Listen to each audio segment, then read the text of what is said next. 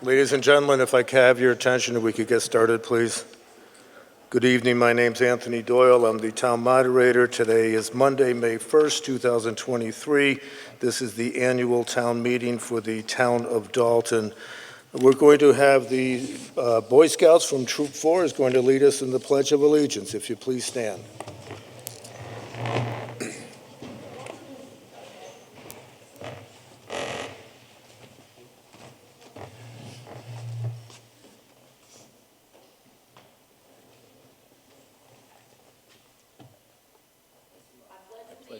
To the flag of the United States of America and to the republic for which it stands, one nation, under God, indivisible, with liberty and justice for all. Thank you. Thank you, gentlemen.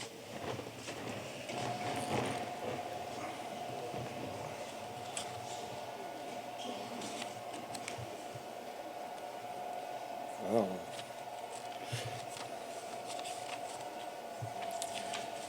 Joining me on the stage, we have Heather Hunt, our town clerk. We have John Boyle, Mark Strout, Robert Bishop, Joseph Diver, and Joseph Diver as members of the Select Board. Tom Hutchison, town manager. Timothy Zessin is our town legal counsel. We have William Droshine and we have Mike Jerome as members of the Finance Committee. I would note for the record that it would appear that this warrant has been properly posted by being posted at Dewey's Public House, Dalton Restaurant, Greenridge Variety Convenience, the U.S. Post Office, Country Corner Package and Variety, and the Town Hall Bulletin Board. This meeting is being recorded. Please, only one person speaking at a time. Anybody that wishes to address the assembly after a motion has been made, please raise your hand and we'll get to everybody as the night progresses. Article 1, to see if the town, in accordance with Massachusetts General Laws, Chapter 44, Section 53E and 1/2, will fix the maximum amounts that may be spent during the fiscal year beginning on July 1, 2023 for the revolving funds established in town bylaws, as on file and available for viewing in the office of the town clerk for certain departments, boards, committees, agencies, or officers, with such expenditure limits to be applicable for each fiscal year until such time as town meeting votes prior to July 1st for the ensuing fiscal year to revise the same or to take any other action in relation thereto. Mr. Droshine.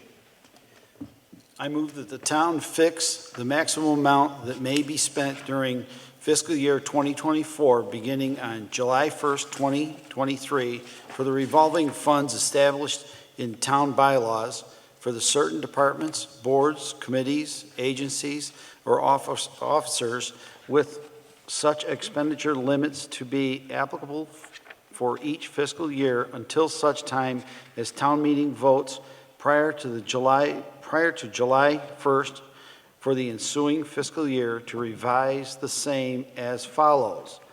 Plumbing inspector, $15,000. Electrical inspector, $10,000. Tree warden, planning board, $5,000. Cemetery department, $2,500. Council on Aging, transportation, $20,000. Council on Aging programs, $15,000.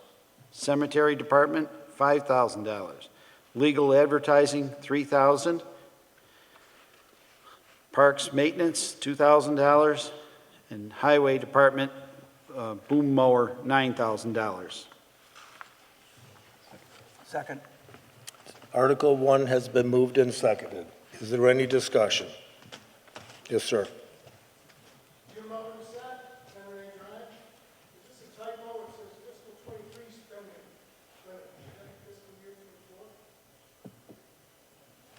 Is that on the explanation or is that on the article?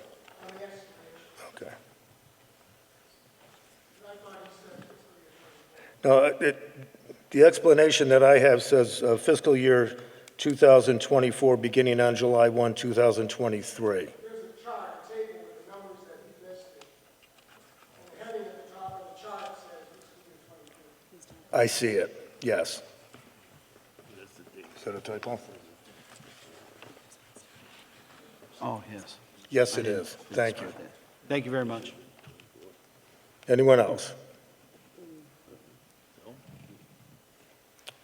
Okay, hearing none, seeing none, all those in favor of Article 1 signify by saying aye. Aye. Any opposed by saying no? Passes unanimously. Thank you. Article 2, to see if the town will raise and appropriate, transfer from available funds, or otherwise provide a sum of money for the schedule of compensation for elected officials for fiscal year beginning July 1, 2023, or to take any other action in relation thereto. Mr. Droshine. I move that the town adopt the schedule of compensation for elected officials for fiscal year beginning July 1st, 2023 as follows. Moderator, $439. Town clerk, $61,776. Select Board Chair, $5,129. Other Select Board members, $4,080 each. Second. Article 2 has been moved and seconded. Is there any discussion? Hearing none, seeing none, all those in favor of Article 2 signify by saying aye. Opposed by saying no.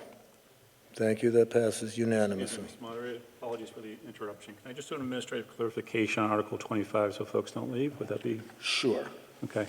Just really quick for the crowd, for the folks here, on Article 25 under the motions and explanations, it states that it's not applicable, but the petition, because the board voted not in favor of it, but the petitioner can still come forward with their motion. So I just want to clarify that can still come forward this evening.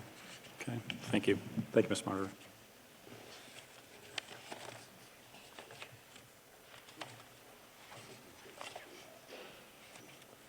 That's on the explanation for the motions. The article is still in the town warrant. Article 3, to see if the town will raise and appropriate, transfer from available funds, or otherwise provide a sum of money, including without limitation appropriations from sewer user fees, for the purpose of defraying charges and expenses and debt service for the fiscal year beginning July 1, 2023, or to take any other action in relation thereto. Mr. Droshine. I move that the town raise and appropriate the amount set forth in the printed report of the Finance Committee for fiscal year 2024 totaling $9,419,201 for the several purposes therein itemized, each numbered item being considered as a separate appropriation, and that the same be expended only for such purposes. Second. Article 3 has been moved and seconded. In your annual report, you received a breakdown from the Finance Committee of exactly what this budget contains.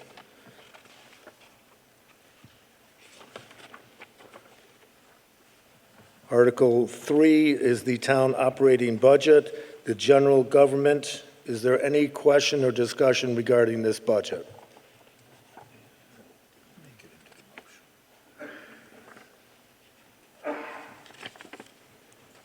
Public safety, any questions or comments? Education. Public works.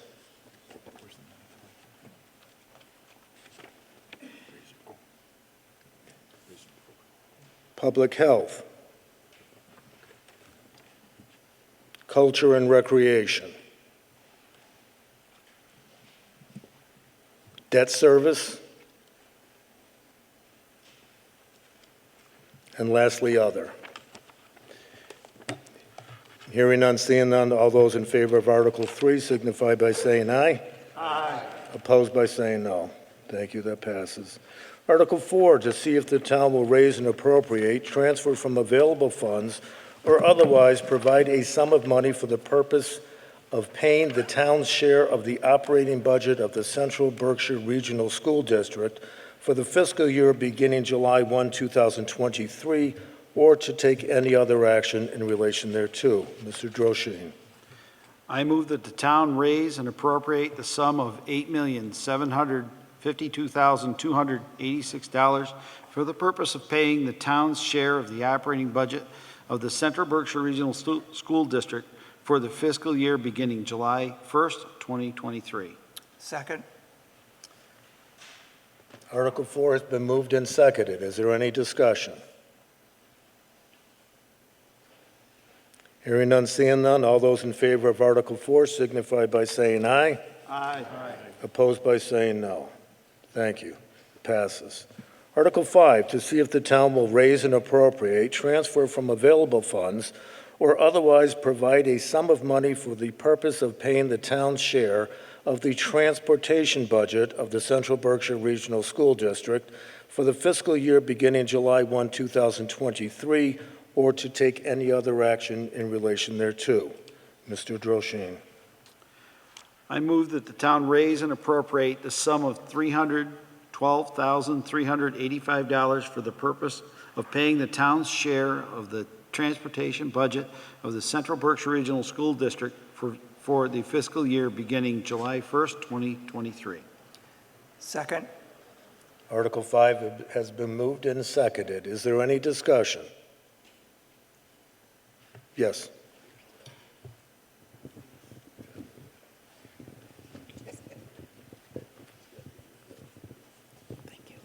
Sue Doucette, 10 Renee Drive. I served on school committee for a couple years back in the last century, and I know that the state is supposed to pay transportation for folks to get to school. What, if anything, is being done to make the state step up and pay that $300,000? Thank you.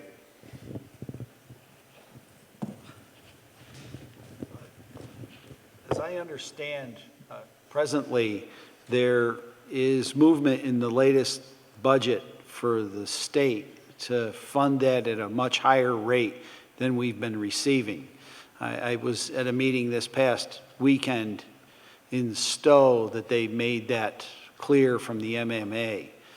I'm not sure, one of the budgets has 90% and one of the others has 100%. So the news is good from the legislature and the budgeting standpoint. As for if it's going to happen or not, that is yet to be seen. We'll see how everything comes out of the State House. Did that answer your question? Thank you. Anyone else? Okay, hearing none, seeing none, all those in favor of Article 5 signify by saying aye. Aye. Opposed by saying no. Thank you, that passes unanimously. Article 6, to see if the town will raise and appropriate, transfer from available funds, or otherwise provide a sum of money for the purpose of paying the town's share of the capital budget of the Central Berkshire Regional School District for the fiscal year beginning July 1, 2023, or to take any other action in relation thereto. Mr. Droshine. I move that the town raise and appropriate the sum of $1,269,442 for the purpose of paying the town's share of the capital budget of the Central Berkshire Regional School District for the fiscal year beginning July 1st, 2023. Second. Article 6 has been moved and seconded. Is there any discussion? Hearing none, seeing none, all those in favor signify by saying aye. Aye. Opposed by saying no. Thank you, that passes. Article 7, to see if the town will raise and appropriate, transfer from available funds, or otherwise provide a sum of money to the reserve fund for the fiscal year beginning July 1, 2023, or to take any other action in relation thereto. Mr. Droshine. I move that the town transfer the sum of $65,000 from free cash to account 132, the reserve fund, for the fiscal year beginning July 1st, 2023. Second. Article 7 has been moved and seconded. Is there any discussion? Hearing none, seeing none, all those in favor signify by saying aye. Aye. Opposed by saying no. Thank you, that passes unanimously. Article 8, to see if the town will raise and appropriate, transfer from available funds, or otherwise provide a sum of money for the purpose of reducing or offsetting the expected tax rate increase in the fiscal year beginning July 1, 2023, or to take any other action in relation thereto. Mr. Droshine. I move that the town transfer the sum of $200,000 from free cash for the purpose of reducing the expected tax rate increase in fiscal year 2024. Second. Article 8 has been moved and seconded. Is there any discussion?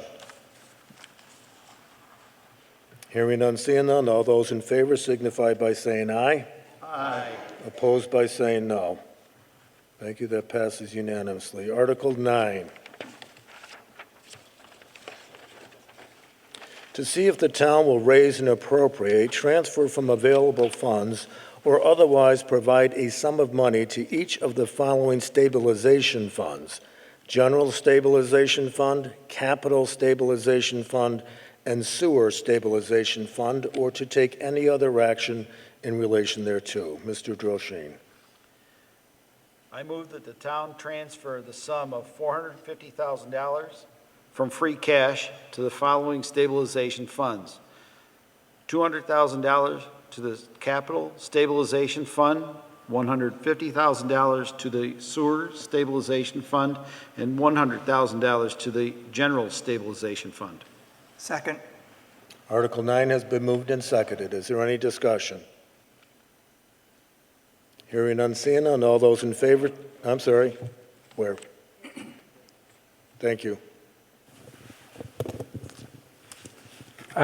Richard Hall, 164 Greenridge. Just a quick question. It said last year 380,000 was used out of the sewer stabilization fund, and this year we're just moving 150,000. Can there be a little explanation on that? Are we going to remove enough money to cover repairs? Thank you. Thank you. Okay, Mr. Hutchison. Thank you. It is our intent to replenish the $380,000 in the sewer stabilization fund and continue funding it. However, we intend to do that over a period of time. For one thing, we did not have free cash figures when we were assigning the free cash, and we did a conservative estimate, and this was the most that we thought we could put into it this year. We're always happy to put more into it if we know we have it. So we do intend to fully replenish it and continue funding it. Anyone else? Hearing none, seeing none, all those in favor of Article 9 signify by saying aye. Aye. Opposed by saying no. Thank you, that passes unanimously. Article 10, to see if the town will raise and appropriate, transfer from available funds, or otherwise provide a sum of money to the other post-employment benefits liability trust fund to reduce the unfunded actuarial liability of health care and other post-employment benefits, or to take any other action in relation thereto. Mr. Droshine. I move that the town transfer the sum of $300,000 from free cash to the other post-employment benefits trust fund for the purpose of reducing the unfunded actuarial liability of the cost of retiree health insurance and other post-employment benefits. Second. Article 10 has been moved and seconded. Is there any discussion? Hearing none, seeing none, all those in favor signify by saying aye. Aye. Opposed by saying no.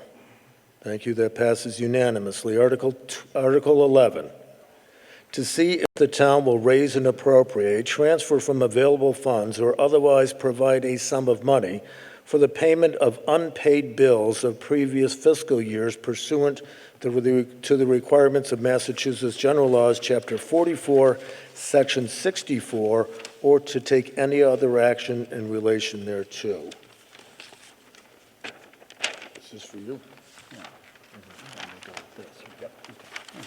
Mr. Droshine. I move that the town transfer the sum of $702 from free cash for the purpose of paying the following invoices from fiscal year 2022. KP Law, $450. Dynamark Security, $252. Second. Thank you. Article 11 has been moved and seconded. Is there any discussion?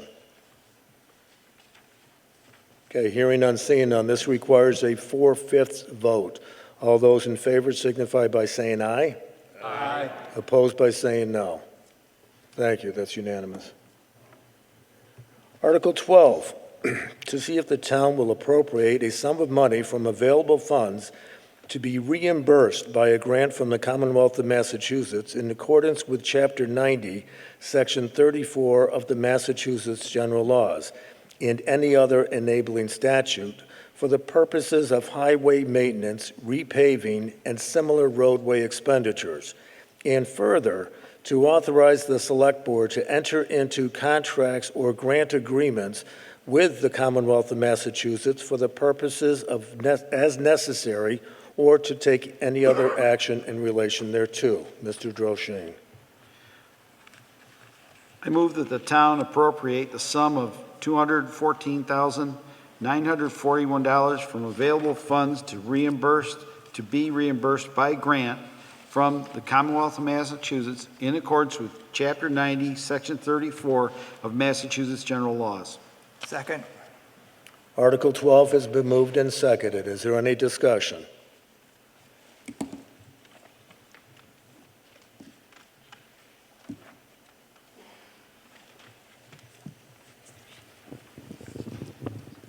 Hi, Cheryl Cachet, 240 Old Windsor Road. I'd like to know if there's a schedule of roads to be repaved, or are they just drawn out of a hat? What's the premise for what roads come first? Or what roads are being done this year? Thank you.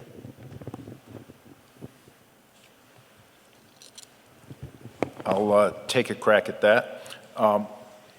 We have been working on establishing a prioritized list of roads. One of the difficulties is that that can change year by year as damage to roads differs. So it's difficult to put out a list that is rock solid, let's say.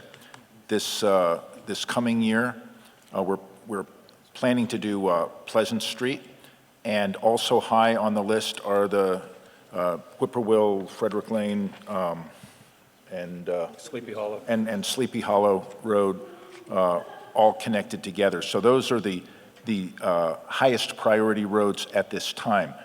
We had a company come in and do a very detailed analysis of the state of the roads, and we found that many of our roads are in poor or even serious condition.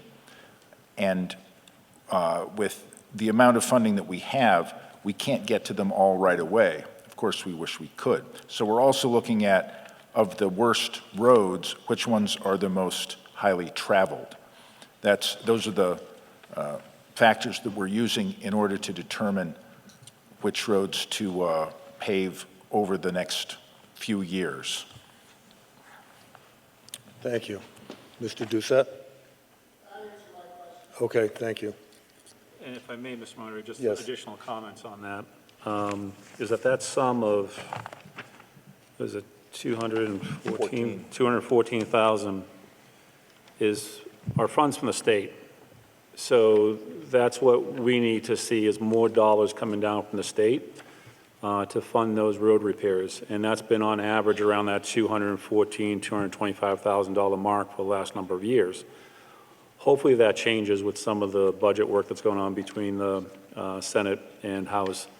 But that's what we receive. And our only other option is to then put more capital dollars into those road projects. We did spend some dollars out of the ARPA funds to address Dalton Division Road. And I believe we're going for a grant for Orchard Road. And that's a state grant because it is connected by a state road. So there's different rules and processes to go through, but that street list is always moving based on the conditions of the roads, but something I've asked our town manager and our highway superintendent to at least put a draft list. As long as our residents know that goes up and down based upon the conditions that we're evaluating, and then the budget that we have available through those state funds. So, thank you, Mr. Moderator. Thank you.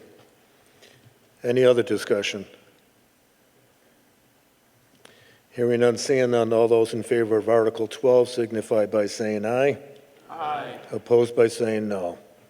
Thank you, that passes unanimously. Article 13, to see if the town will authorize borrowing for fiscal year 2024 capital expenses including all costs incidental or related thereto, and including all borrowing costs associated therewith, and further to authorize the treasurer, with the approval of the Select Board, to borrow said sum under Chapter 44, Section 7 of the Massachusetts General Laws or any other enabling authority, and that the Select Board is authorized to take any other action necessary to carry out this project, and further, that any premium received by the town upon the sale of any bonds or notes approved by this vote, less any premium applied to the payment of the cost of issuance of such bonds or notes, may be applied to the payment of costs approved by this vote in accordance with Chapter 44, Section 20 of the Massachusetts General Laws, thereby reducing by a like amount the amount authorized to be borrowed to pay such costs or to take any other action in relation thereto. Mr. Droshine. I move that the town appropriate the sum of $415,802, including $188,888 for a loader for the Department of Public Works, $161,000 for repairs to the roof of the town garage, and $65,914 for a cruiser for the police department, including borrowing costs associated with said programs and all other costs incidental or related thereto, and that to meet this appropriation, the treasurer, with the approval of the Select Board, is authorized to borrow said sum under General Law, Chapter 44, Section 7, or any other enabling authority, that the Select Board is authorized to take any other action necessary to carry out this project, and further, that any premium received by the town upon the sale of any bonds or notes approved by this vote, less any premium applied to the payment of the costs of issuance of such bonds or notes, may be applied to the payment of costs approved by this vote in accordance with General Law, Chapter 44, Section 20, thereby reducing by a like amount the amount authorized to be borrowed to pay such costs. Second. Article 13 has been moved and seconded. Is there any discussion?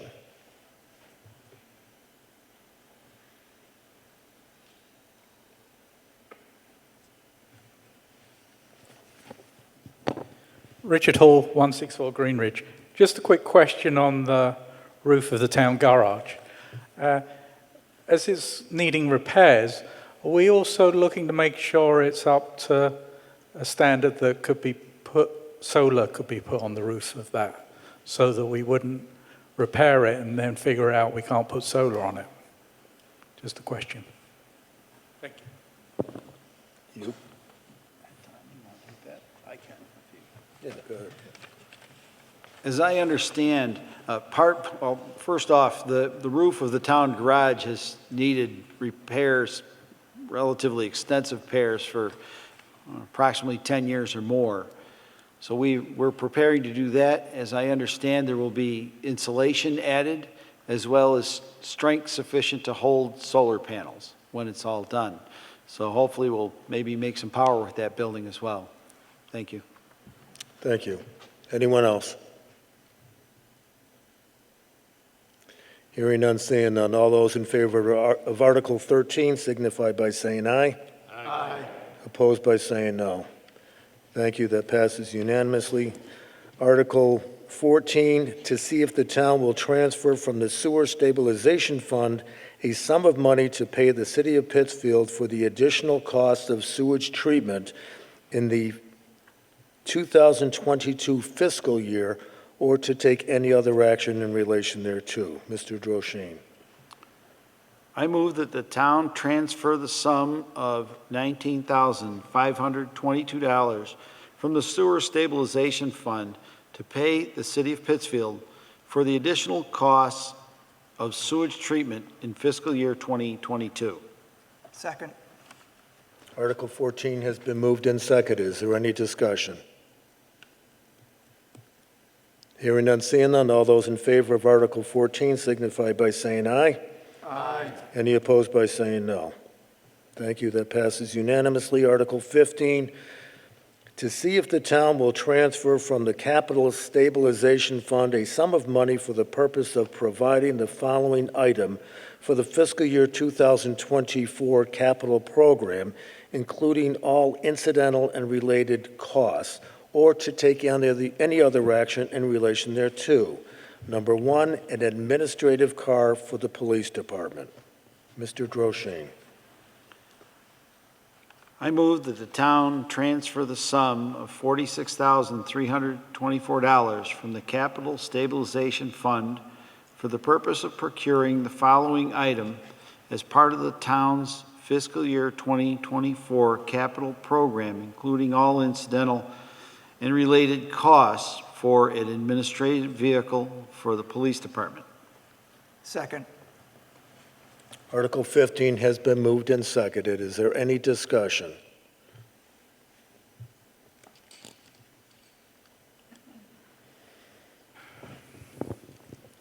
Richard Hall, 164 Greenridge. So could you give us a few more details on what it's being replaced with? Is it going to be an electric car, hybrid? Because I think the current one is. I just want to make sure if we're going to spend that much money, it's going to be a greener vehicle. Thank you. Thank you.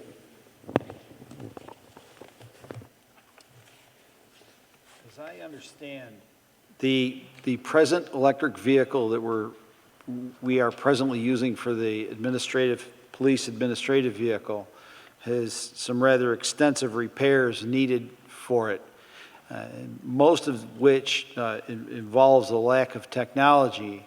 And today's products, it's been investigated that today's products haven't quite met the rigors of what this vehicle will need to be. It has indeed been investigated nonetheless. Going forward, I would have to say it's pretty likely that we're going to be investigating more electric vehicles or hybrid types of vehicles to be used in the town. But at this time, the technology isn't quite there yet to meet the rigors that are needed for that piece of equipment. Thank you. Anyone else? Yes, ma'am.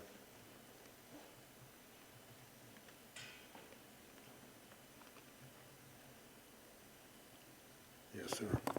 Stephen Pepper, 38.5 Oak Street. To continue that discussion, what is the technology that cannot be installed on an existing electric vehicle if the current one is an electric vehicle? Thank you. As I understand, the present electric vehicle it was actually a hand-me-down from another operation, as I understand. And in doing so, the vehicle it's come into a time where not only technology, but the lack of repair people available to fix equipment like that. And it's kind of a chance that the town really can't afford to take at this time with the lack of the ability to repair it. We need vehicles that we can rely on. And to be quite honest with you, generally that administrative vehicle we have a fleet of police vehicles. And that fleet of police vehicles, we generally have one when we did tonight, we've approved purchase of that. Well, that vehicle is replacing a vehicle that's about to fall out of the fleet. Generally, in the past, we've always taken the vehicle that was just before that one, or one before that, to replace this vehicle. Well, unfortunately, we've been kind of backed into a little bit of a corner in that we need to purchase a new vehicle at this time. And we did indeed do the investigation, and it just, for us at this time to make that leap, it's almost a leap too far at this point. But we certainly, without a doubt, and with Mr. Irwin's help on the Finance Committee and around town, he has been very helpful in teaching us how we can reach for that, hopefully reach for that ring of green power. So it's definitely on the radar. I wished if we were 2 years away from now, I'm sure it would be much different. The story would be much, much different than this. But that's kind of what we're up against now. Thank you. Yes, sir.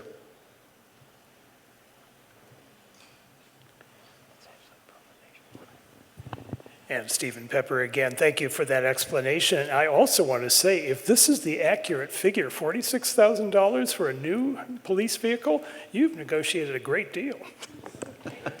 Thank you. Anyone else?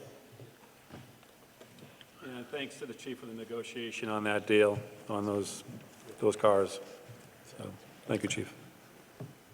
Okay, all those in favor of Article 15 signify by saying aye. Aye. Opposed by saying no. Thank you, that passes unanimously. Article 16, to see if the town will raise and appropriate, transfer from available funds, or otherwise provide a sum or sums of money for the purpose of funding capital items for the Department of Public Works for the fiscal year 2024 capital program as follows, including all incidental and related costs, or to take any other action in relation thereto. Number 1, a pickup truck, and number 2, sidewalk repair. Mr. Droshane. I move that the town transfer the sum of $54,460 from free cash for the purpose of procuring the following items for the Department of Public Works as part of the town's fiscal 2024 capital program, including all incidental and related costs. 1, a pickup truck, $44,460, and 2, sidewalk repairs for $10,000. Second. Article 16 has been moved and seconded. Is there any discussion? Just a quick question, Mr. Moderator? Yes, We get Mr. somebody from the Diver? audience first. Yep. In the back corner.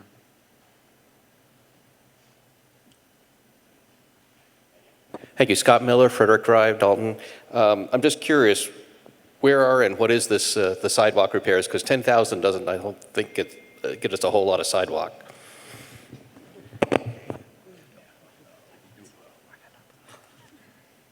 Anybody? Mr. Hutchison. I believe they are not yet determined. There are, as has been noted, more repairs needed than this $10,000 can supply. At the moment, the repair is limited due to the lack of crew time in the highway and the Department of Public Works.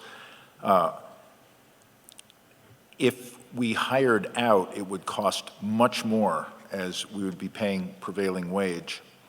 And so it is much more cost-effective for us to do it with our crew. However, their time is, that time competes with their time repairing the highways. So it's not quite so much a question of how much money, but of the best way to actually get the work done. And I assure you, we're acutely aware of the situation of the sidewalks. And again, I think we'll be using which ones are in the worst condition and which ones are on the most traveled ways in order to make those decisions. Thank you. Mr. Diver, did you have something? We have another resident in the back. Okay.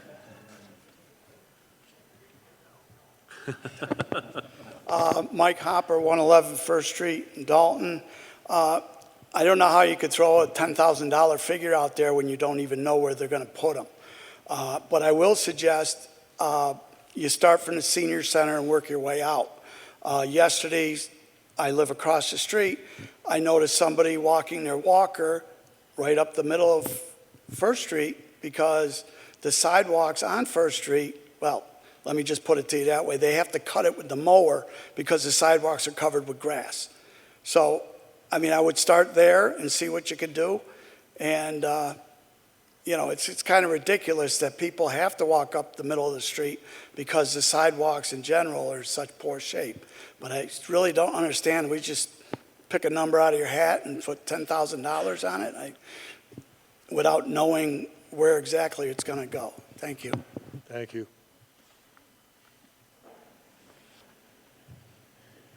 Anyone else? I'm all set. Okay. I have the same question. Okay. Article 16 has been moved and seconded and discussed. All those in favor signify by saying aye. Aye. Opposed by saying no. Thank you. That passes unanimously. Article 17, to see if the town will raise and appropriate, transfer from available funds, or otherwise provide a sum or sums of money for the purpose of funding capital items for the Forest Warden for the fiscal year 2024 capital program as follows, including all incidental and related costs, or to take any other action in relation thereto. Number one, a flatbed or similar type trailer. Mr. Droshine. I move that the town transfer the sum of $11,250 from free cash for the purpose of procuring the following item for the Forest Warden as part of the town's fiscal year 2024 capital program, including all incidental and related costs. Number one, being a flatbed or similar type of trailer. Second. Article 17 has been moved and seconded. Is there any discussion? Hearing none, seeing none, all those in favor signify by saying aye. Aye. Opposed by saying no. Thank you. Article 18, to see if the town will raise and appropriate, transfer from available funds, or otherwise provide a sum or sums of money for the purpose of capital items for the Emergency Management Department for fiscal year 2024 capital program as follows, including all incidental and related costs, or to take any other action in relation thereto. Number one automated external defibrillator. Mr. Droshine. I move that the town transfer the sum of $3,000 from free cash for the purpose of procuring the following item for Emergency Management Department as part of the town's fiscal year 2024 capital program, including all incidental and related costs. One automated external defibrillator, or AED. Second. Article 18 has been moved and seconded. Is there any discussion?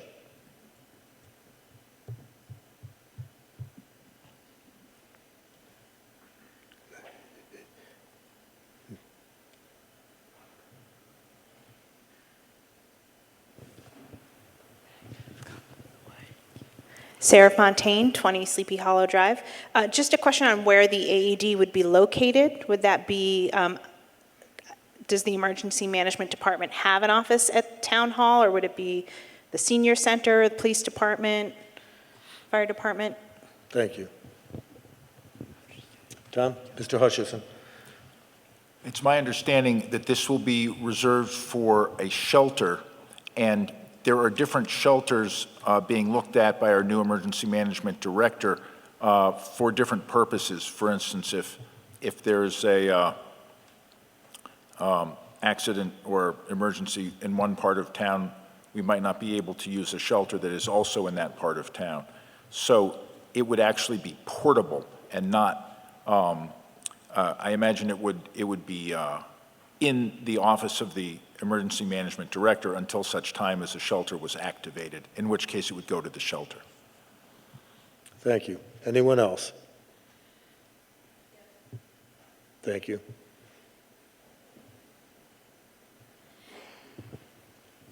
Jean Gingras, 138 Sunnyside Drive. I just have a quick general question. Are there any other AED items available to the citizens of Dalton? For instance, the police department, the fire department, the schools where the children all are gathered? Can anyone answer that question?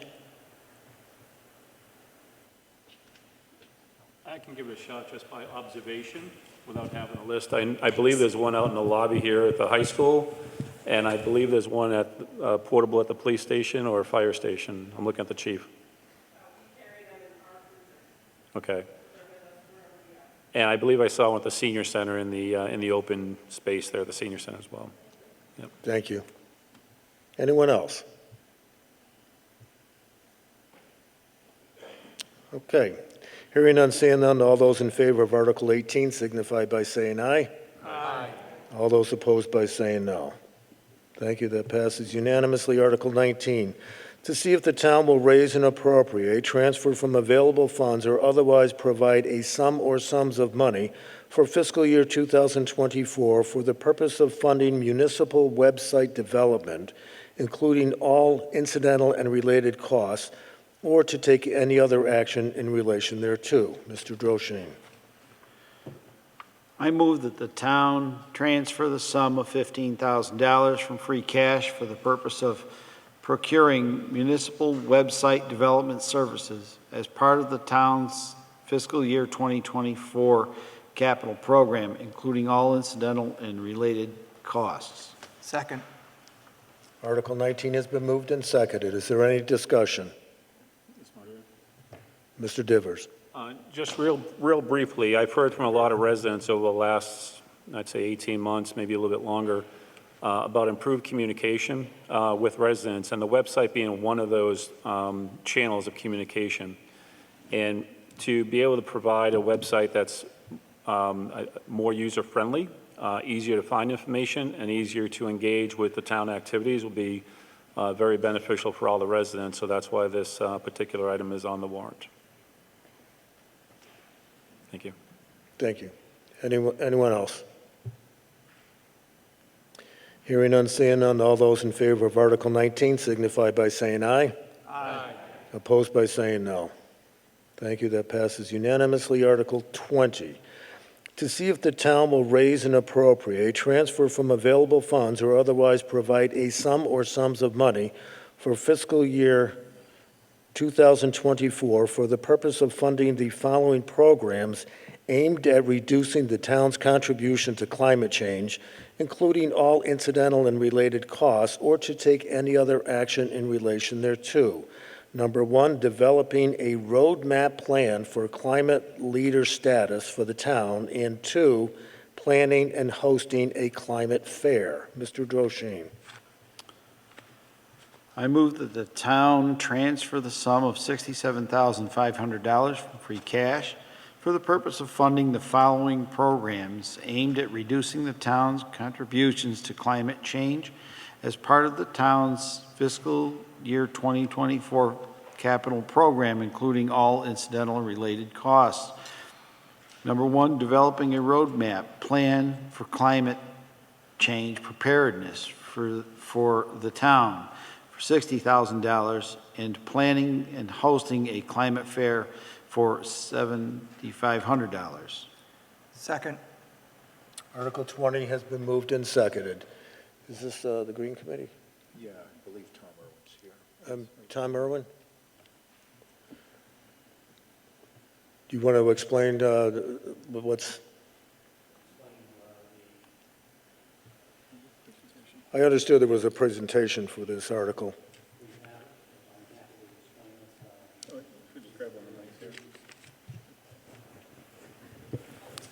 I'm happy to either present it as a PowerPoint presentation or to answer questions as they arise. It's your option. I understood you had a presentation, so I do. I'm very happy to show and tell. Okay. Go right I'm ahead. happy to make a presentation. Okay, thank you.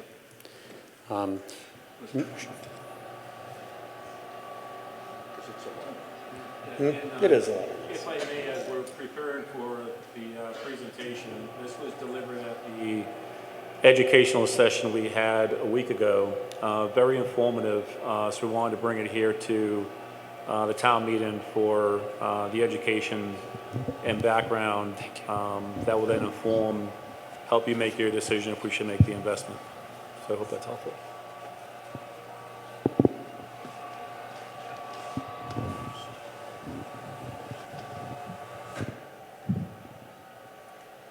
And we get to also use some of this fancy technology in the school, so how's that?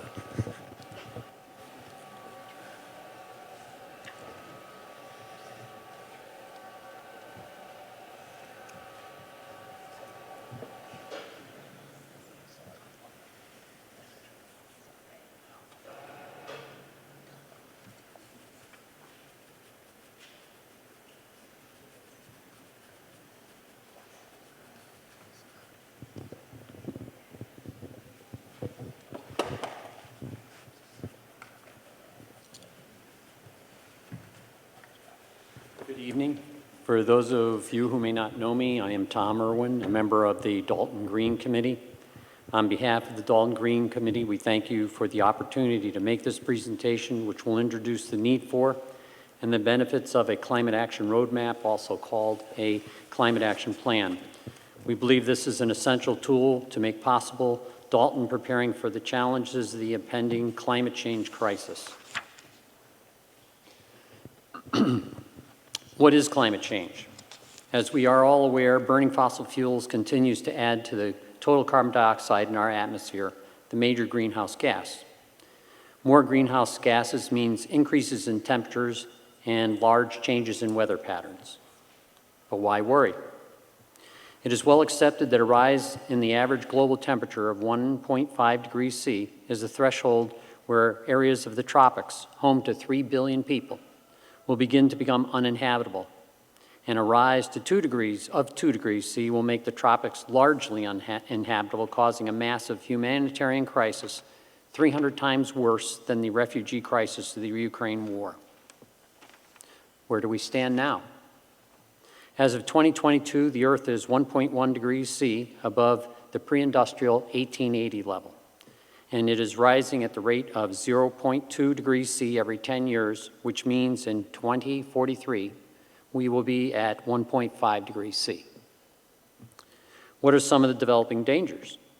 Well, more frequent and longer heat waves, increased drought durations and severity, which ultimately will lead to the need for irrigation and increased cost of food. Increased storm intensity with more inches of rain per hour and more tornadoes. 100-year flooding occurring at least every 25 years, rising sea levels and increasing sunny day flooding causing considerable coastal damage we must all pay for. And as we've noted, population migrations. In June of 2022, the state of Massachusetts prepared the Clean Energy and Climate Plan that set the 2025 greenhouse gas reduction target at 33% and increased the 2030 greenhouse gas reduction goal from 45 to 50%. These measures were deemed necessary based on the rapid changes that have occurred in the last few years. The chart above presents the current target emission reduction levels, which are quite aggressive, and achieving them will require significant amounts of state and federal funding.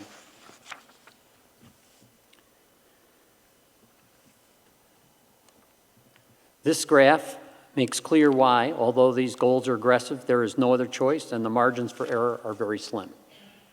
The top red line, the upsloping line, shows the greenhouse gas emissions growing at the pre-COVID rate with which we will reach 2 degrees C before 2060.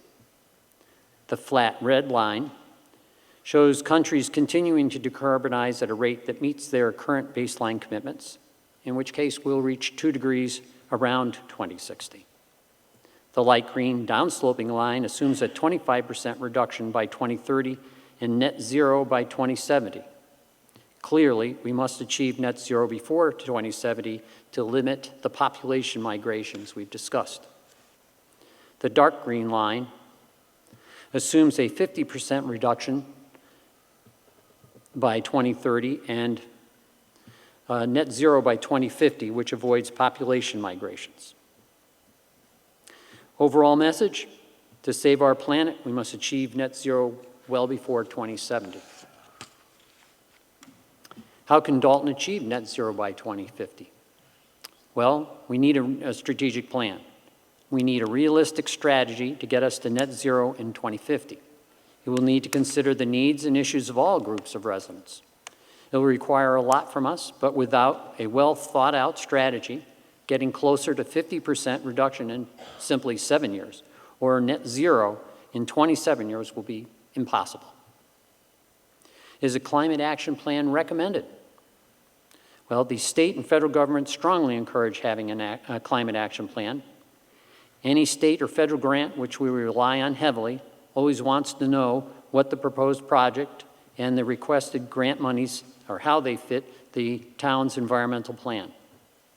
All sustainability directors I've spoken with, and these are managers of climate change preparedness, consider a climate action plan absolutely indispensable. Of note, the United Nations has a climate plan. The U.S. has a climate plan. Our state has a climate plan. And several towns around us have climate plans. But those are not tailored to Dalton and our needs and priorities. Go ahead again and again. Thank you. How will we develop a climate action plan? First, we need the services of an expert and as someone who has shown the ability to facilitate group discussions, because everybody in town will be involved and we want to hear from as many people as possible. Fortunately, there are several. As a first step in creating the plan, the consultant will establish our baseline based on data we provide. From this data, the consultant will provide an initial report. Next, using this report, we will create fact sheets and presentations and a survey with the aim of effectively reaching out and obtaining input from as many Dalton residents and businesses as possible. These tools will be created with guidance of the consultant's experienced facilitators. Following this, these tools in hand, the Dalton Action Plan team volunteers, and hopefully there will be many, will distribute the fact sheets to inform the public and gather surveys from them to learn the opinions and the needs of residents and businesses. This information will be used by our consultant to develop a set of strategies that will be reviewed by Dalton stakeholders and become the final set of priorities and action items. The last step will be to develop a plan for each action item. The action items will be broken down into sub-items. Timelines will be developed and agreed on. Volunteer teams will be developed, and sources of funding will be identified. The result, Dalton's Climate Action Plan.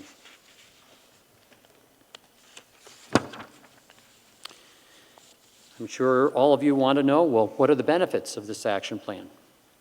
Having an action plan or roadmap significantly improves Dalton's chances of receiving the substantial state and federal funding we will absolutely need, which will be in the millions. Having a plan that is widely accepted, where we know what we need and when we need it, will increase our rates of achieving our goals on time and on budget. It will also enhance our awareness so we identify grant opportunities and obtain grants that fit our long-term goals. And lastly, having a plan with this depth and breadth improves the town's financial planning and master plan, which will also increase the probability we reach our goals. In summary, every town, not just Dalton, should be doing this, must do this. When Dalton does this, as we must, Dalton may, if we are lucky, be the catalyst, the model that inspires and helps our neighbors to follow suit. Ultimately, our important step may result in further assuring the Berkshires does its part on time and successfully gains the needed control over climate change, and we, as is our goal, save the planet as we know it for ourselves and future generations. Thank you. Thank you.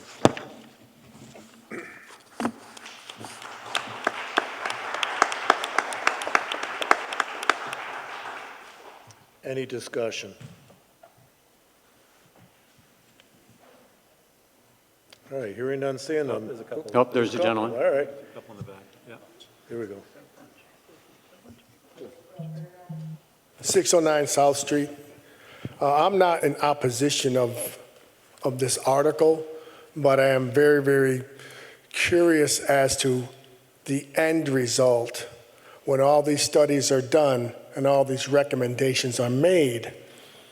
What is our assurance as the residents of Dalton that at some point these don't become mandates that we will be required to follow? Does the Green Committee have the power of an elected board? Can they mandate that whatever these results are, that we must follow them? Because as we know now, in maintenance of an electric vehicle, the technology and an affordable cost to maintain green energy isn't viable. So once again, will we be in a position where we have no say as to, I want solar power? Will my lawnmowers have to be electric? Will all my power tools have to be electric? Can anyone answer that question for me? Will we be mandated at the end of all this? Thank you. Tom Irwin.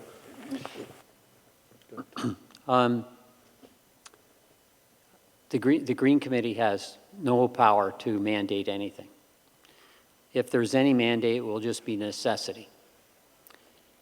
The goal of this project is to make resources available people to be able to electrify their homes, to be able to weatherize their homes, to distribute charging stations around town, and to build solar arrays so we can provide as much power as we can for the town. But the key piece of all of this is every one of you here will be involved in developing this plan. You will have your say. We will take our priorities will be your priorities. And that's the reason that we want to develop our plan, is so that it is truly our plan. And in regard to vehicles, in 2025, the price of batteries will have dropped. Electric batteries for cars will have dropped to the point where an electric car will be no more expensive than a gas car. Also, in 2024, so this fall, there are additional companies coming online that will be selling police cruisers that are hybrid electric or full electric. And I think you're going to see that the landscape is going to change rapidly as this competition begins. And there is nobody that's going to be put in a spot where they're going to end up in the poorhouse, if you will, because of these mandates. We are going to try to get those millions of dollars, not to make putting these things in free, but to make these cost accessible to people. Hopefully that answers your question. Thank you. Mr. Jengris. Larry Jengris, Sunnyside Drive. I have to admit, I'm really not on board with a lot of this stuff. Climate change has been going on since the ice age, and it's going to continue. If we want to really do something about the climate, we got to stop buying goods and services from China and India, two of the most pollution-creating economies in the world. And my other thought on this is that most studies that I've seen in my lifetime have ended up in the filing cabinets.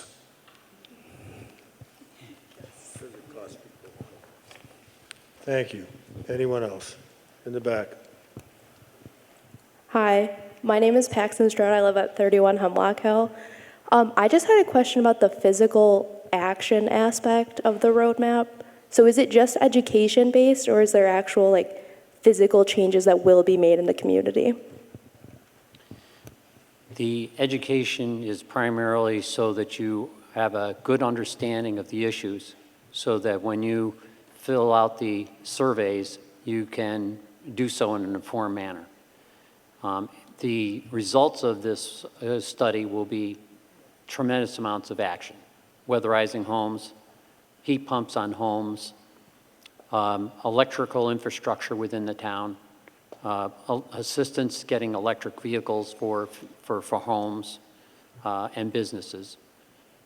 So it's going to be a tremendous amount of physical change. Thank you.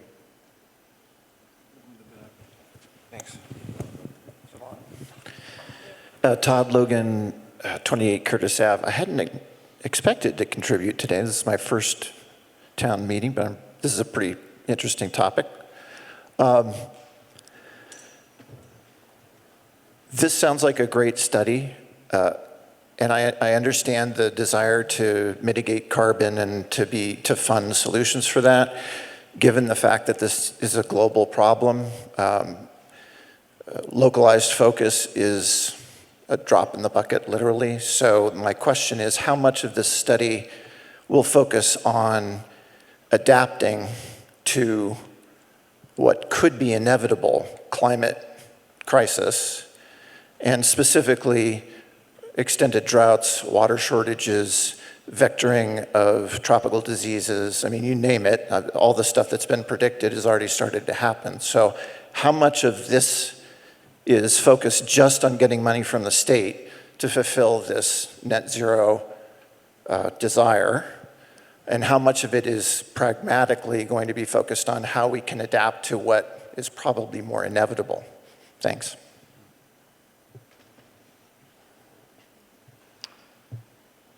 That's a little bit of a difficult question to answer. I would say that well,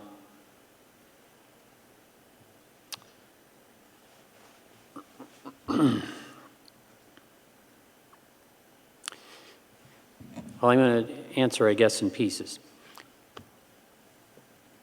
I think that many of the changes you would make to your home are going to prepare for you to better tolerate increased temperatures outside, increased cold if that happens, to be able to do so without needing gas heat, and do so comfortably. As a quick aside, that doesn't mean you're not going to have gas heat, but it will be a severe backup if you get down to, say, 20 degrees below zero. I don't think we can prepare for all eventualities, but I think that we can prepare for many.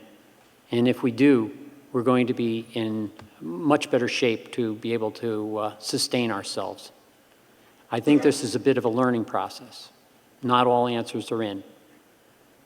But one answer is clear, and that is that we're going to need to do certain things such as weatherization in order to be prepared.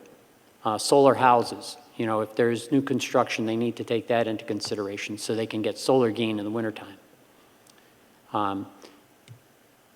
Again, the fabric of this whole agreement, how we're going to do, what our priorities are, is all going to be up to us as a group. We're going to vote on it just as we're voting tonight, and we'll set our priorities and we'll set our plans accordingly. And it will be our best shot at being able to contribute what we need to contribute as a community to the overall well-being of this world. Yep, Tom Hutchison. Just to tag on to that, this particular study is mostly about what's called decarbonization, taking the carbon dioxide, monoxide, and such out of the atmosphere, or not contributing as much. We also have a municipal vulnerability plan, which addresses more of the adaptation strategies you mentioned. Anyone else?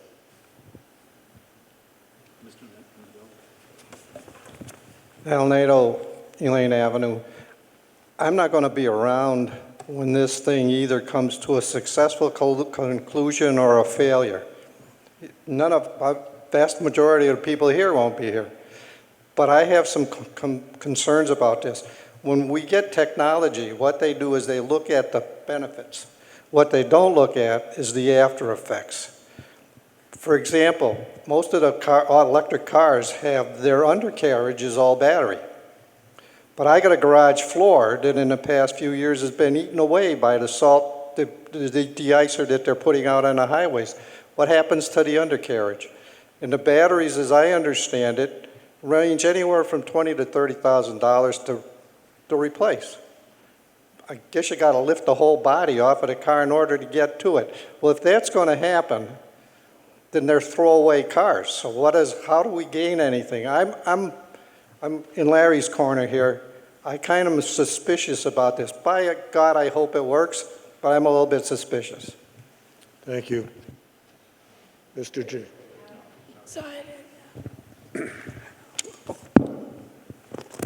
One other comment I meant to make. They are already targeting our precious gas stove. Next, it'll be the furnace. And I think it's going too fast, too far. Thank you. May I comment on that, please? Yeah, okay, let's have a comment from Tom first. Go ahead. One thought that jumps to mind is that we're not just doing it for those who sit here in this room, but we're doing it for those that we have at home, the children, our grandchildren. And we want to make sure there's something left for them. And we could continue as we are, and we could enjoy ourselves as we are. But in fact, by 2070, if we could just remain Dalton, might be not okay, but we wouldn't be in a desperate situation. But if the 3 billion people, which represent half the Earth's population, have to leave their homes, we're looking at doubling the town of Dalton's population to 13,000. So it's almost part of our effort is trying to stop that so that these people can remain where they are comfortably. And it's important to note that I believe it was Iran last year, the temperature in one section of their country reached 160 degrees F. And this will only, those kind of temperatures and that kind of problem is only going to expand. And yes, I don't want to give up my gas furnace. I love my gas furnace. It keeps me warm and comfortable in the wintertime. But that said, I'd rather leave something here to my grandchildren. All right, there's somebody in the back. I believe David had a question in the back. Sarah Fontaine, 20 Sleepy Hollow. I just want to provide some input. I am a director of a council on aging in Adams, and we have been having meetings with Berkshire Community Action Council and Berkshire Regional Planning about weatherization programs for seniors. Some of you may know that Mass Save does free home energy audits. Well, those are great, and then they make the recommendations, but a lot of those recommendations can't be implemented until home improvements are made. So we can do insulation in your roof, but if your roof is leaking, you need a new roof, and these weatherization programs are the funding sources to help, particularly seniors, in my case, who are on have fixed incomes and maybe limited assets. So if I'm understanding correctly, because those agencies, Berkshire Regional Planning and Berkshire Community Action Councils, are now reaching out to individual towns to help set up programs to help fund some of these weatherization projects. And if I'm understanding correctly, this roadmap would help the town of Dalton apply for those types of state and federal grants to do those types of home projects. Am I correct in understanding that? Although I can't comment to that specific, it wouldn't surprise me if they are well integrated into this plan. Okay, so that's just something to keep in mind down the line. If this plan is in place and can help get grants, it can help, update the electrical in your home, update the insulation so that you can access these other agencies' programs. Thank you. In the back. Hallway in the corner.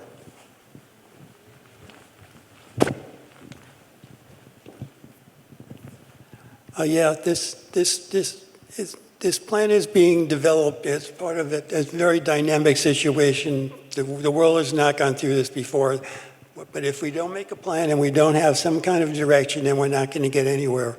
We'll just be floundering. If we at least have a plan, then we understand it's going to be pretty dynamic, and there's a lot of people working on this thing, and It's the reason we have education is to be able to keep people informed about the latest changes. If you look at this 6 months from now, it's going to look very different. Car batteries will be more durable, or the cars will be more durable as the situations are addressed. So we're not making a plan and carving it in stone and that's it and it'll be here 20 years. It's going to be changing as often as we can change it, and we'll be monitored. As the Green Committee, I'm chair of the Green Committee. As we are going through this very dynamic and unknown situation, off into the wilderness, we're going to be monitoring all the aspects of this and making sure that the town is ready and doing what it can do.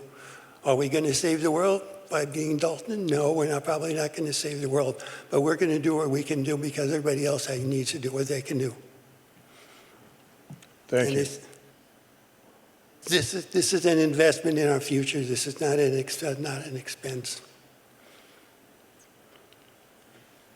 Thank you. Anyone else? Mr. Diver. Just to summarize this was a great conversation. Before I forget, thank you, Mr. Irwin, for that great presentation and the Green Committee. And one of the role of the Green Committee is to help us with identifying our strategy for the town around green issues and to be aware of that. So just a couple of quick comments. We'll never have a mandate without town government and resident vote and approval. So those are all your bylaws, and the residents will vote those in. We may have some unfunded mandates from the state and from the feds down the road where that happens, but this just unlocks that grant opportunity. And looking at a roadmap, it's going to help us answer a lot of questions. Where does it go? Is a priority the weatherization of homes for our seniors? What's the priority for this town to go after these particular goals? Certainly when we look at our town hall and we look at our boilers, is there opportunity to leverage grant money to replace the boilers? But all that kind of helps with our strategic planning and where we need to make further investments or get access to funds so we're not coming back to the residents to fund those particular initiatives. If there's a grant money opportunity out there, and one of the things that unlocks that is a roadmap, that's kind of the investment. And then we answer things along that path of whatever it may be. And bring that back to the residents to, again, determine what our priorities are and where we need to move forward. But certainly, it's that collaboration. I think in one of the slides, Mr. when you talked about how we get together with key stakeholders in the town and have those conversations with the roadmap and with the consultants. So that's really the ask tonight. It's not to solve any things in front of us at the moment. It's to plan, it's to understand, it's then to be able to then set that roadmap of what it means for the town of Dalton. And again, I want to thank our Green Committee members who are volunteers on that committee and a very talented group it is. So thank you for that. Thank you. Anyone else?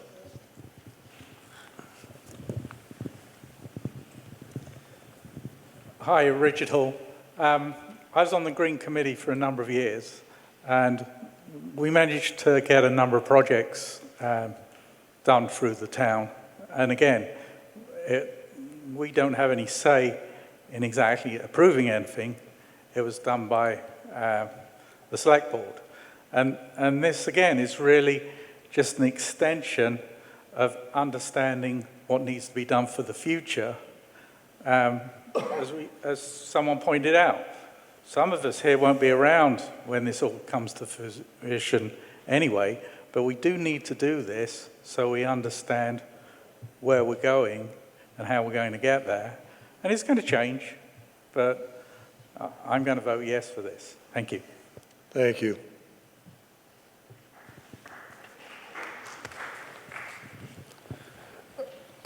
As I said before, I'm not opposed to the article, but could someone please explain why this study will cost us $60,000? Actually, $60,000 is half of what the project used to cost, what it cost Concord, Massachusetts, and several other cities to do it. I've got that $60,000 quote from one of the experts in the field, because in that at that price, there's going to be more of a reliance on volunteers within our community to do a lot of the legwork that the consultants would otherwise do. There's going to be a tremendous number of hours that consultant is going to need to expend, in addition to the number of hours we as individuals are going to have to expend. I think that the number is, my personal opinion is it's a very fair number, and it's a necessary number in order to get the job done. Thank you. Anyone else? And just to add to that, Mr. Moderator, and for that particular service, we will also go out to bid for that. So that's just the budget that we're asking for town meeting this evening. But when it goes out to bid, we'll certainly look at best price. That's correct, Tom? Yes. But, okay. Thank you. Anyone else? Thank you. All those in favor of Article 20 signify by saying aye. Aye. Opposed by saying no. Okay, that passes.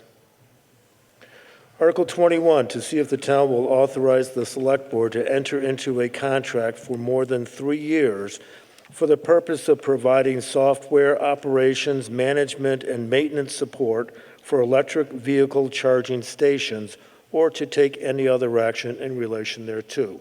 Mr. Droshine. I believe that's the Select Board. That's the Select Board? That's the Select Board. Yep. I move that the town authorize the Select Board to enter into a contract for a term of more than 3 years for the purpose of providing software, operations, management, and maintenance support for the town's electric vehicle charging stations. I second it. Article 21 has been moved and seconded. Is there any discussion? Mr. Hutchison.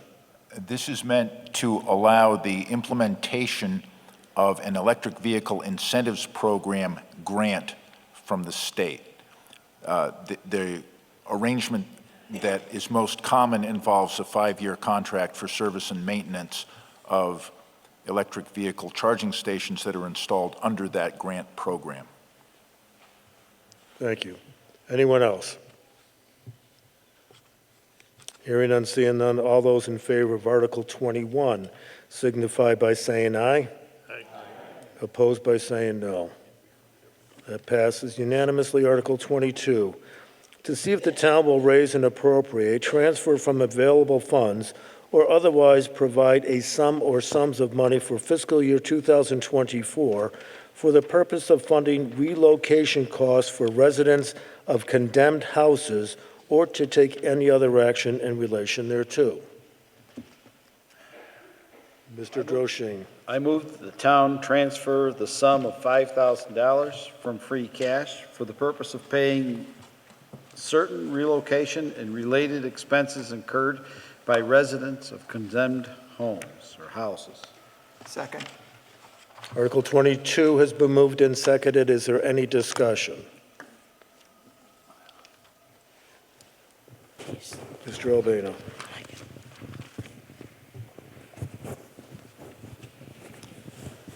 This article is to help people whose houses have been determined to be uninhabitable. Is that correct?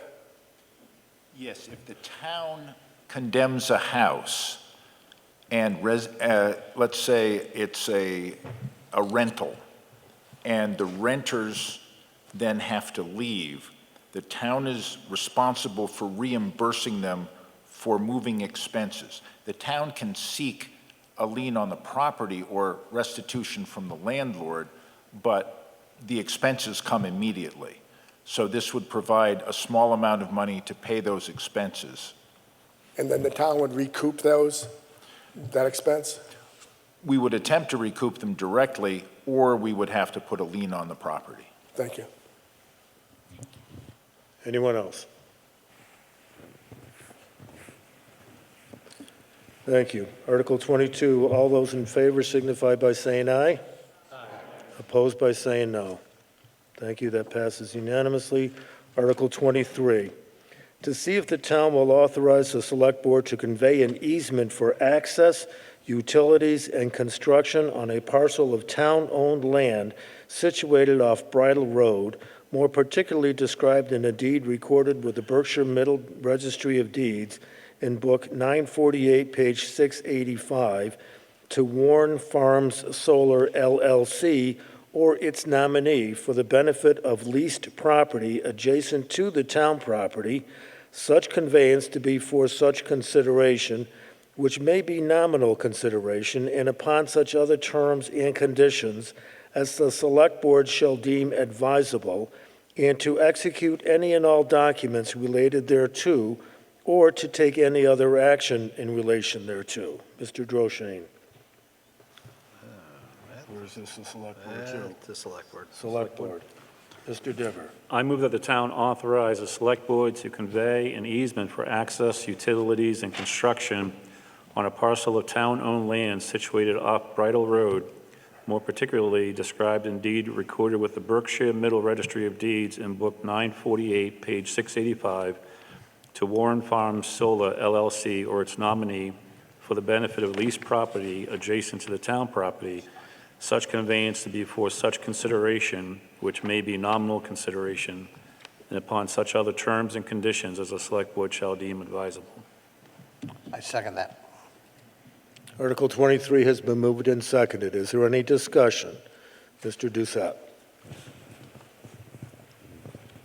Jimbo Doucette, Renee Drive. To get access to this property, they're going to have heavy vehicles going over Dalton property, right, to get there. Is there concern about trucks, heavy trucks and heavy loads doing damage to the property that needs to be repaired?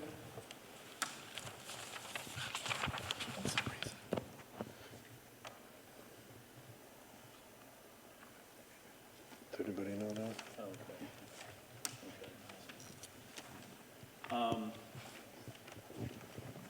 So the question is damage to the road with trucks going over that for the construction. I believe the design that they proposed in the planning board was that they were going to take care of like a road that kind of comes in there for the heavy vehicles when they do construction of that. Yes, they're actually going to improve the roadway substantially, and the town will benefit from that. Yeah. And, Ms. Monitor, if I may, I'd like to just amend my motion by adding to the end of my motion, add the following: and to execute any and all documents related thereto, or to take any other action and really, oh, no, just thereto, right? Okay, so to amend it by saying, and to execute any and all documents related thereto.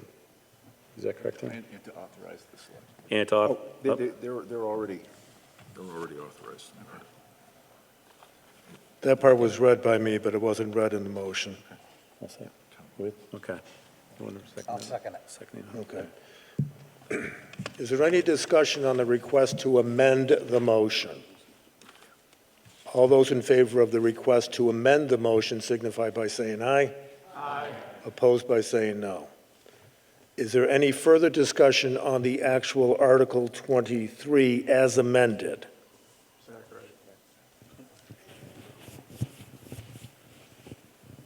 No? We have the motion reread, please.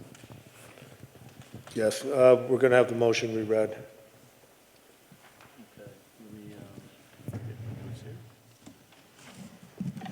Okay, so the motion for Article 23, I move that the town authorize the Select Board to convey an easement for access, utilities, and construction on a parcel of town-owned land situated off Bridle Road, more particularly described in the deed recorded with the Berkshire Middle Registry of Deeds in Book 948, page 685, to Warren Farms Solar LLC or its nominee for the benefit of leased property adjacent to the town property, such conveyance to be for such consideration, which may be nominal consideration, and upon such other terms and conditions as the Select Board shall deem advisable, and to execute any and all documents related thereto. I don't think you I need just want to reread. All set? You need a second on that? Go ahead and second it, please. I'll second it. Okay, Article 23 has been restated, removed. Is there any further discussion? Mrs. Jingles.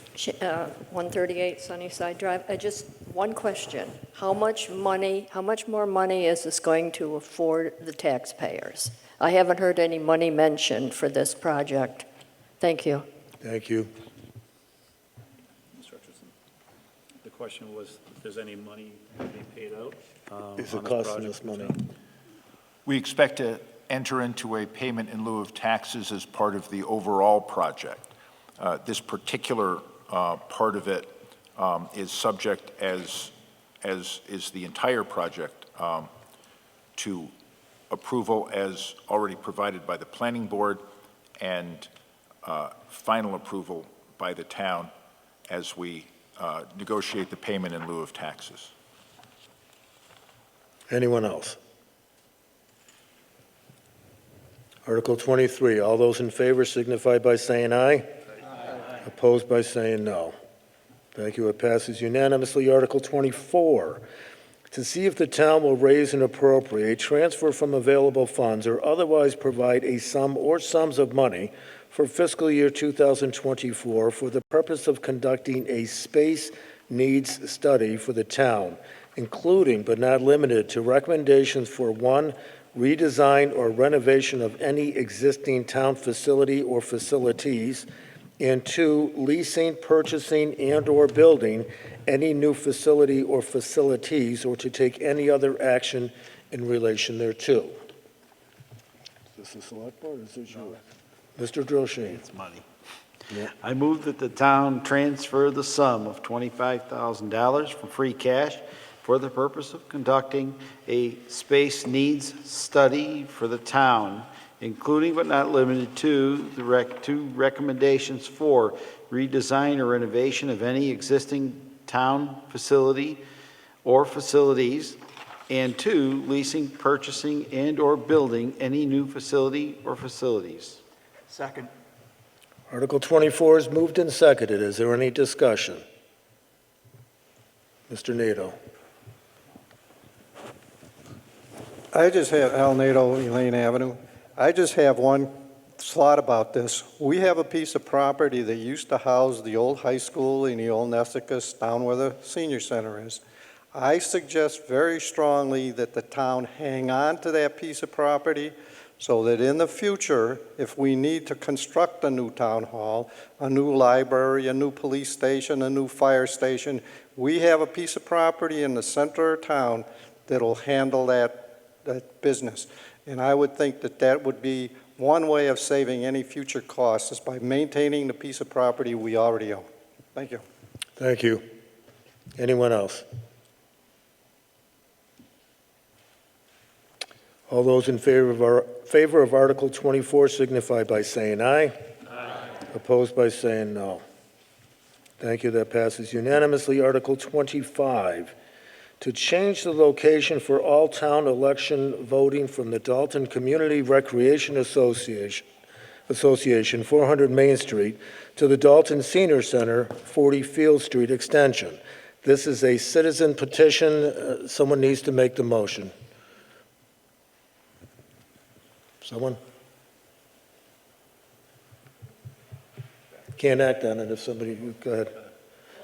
Yep, hello. Can you read it back? Someone needs to make the motion? Yes. I'll make the motion. No, okay. David Wesleski, 191 Orchard Road. You can Actually, second. I wrote the warrant. Go ahead.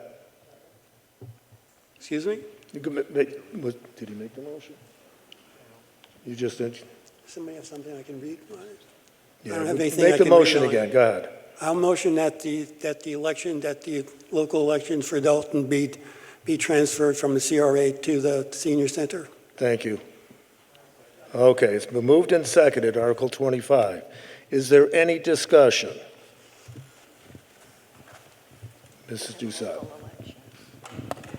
Sue Doucette, Renee Drive. Does this include town meeting where we do voting?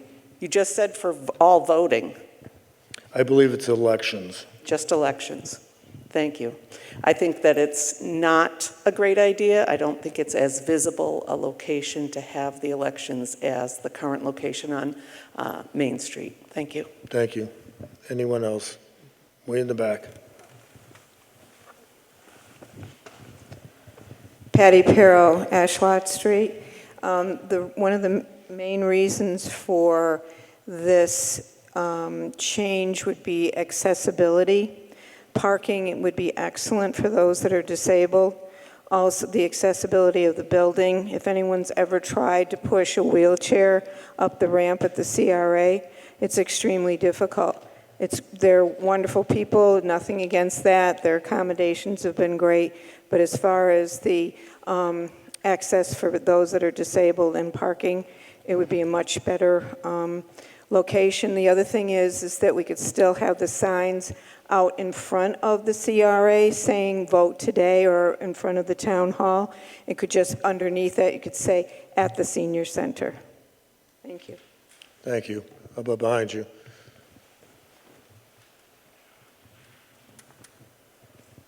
No? Anyone else? Over. Jean Gingras. Two things. First, oh, I'm sorry. Was it something No, go else? ahead. Go ahead. Okay. First thing, the motion, if I heard it correctly, says only local elections. It should say all elections. That's the first thing.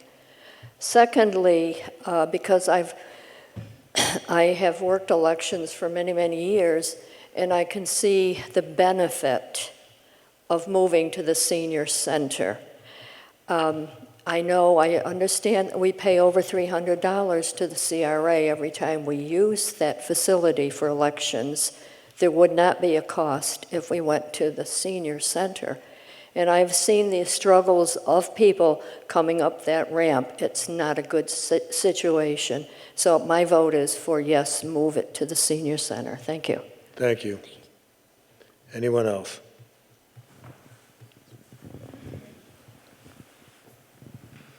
Jimbo Doucette, Renee Drive. I would like to make an amendment to the motion to say all elections. Do we need that in writing? Yeah. We need to have that in writing. We have a form, right? Do you have a form? Either do you have a form?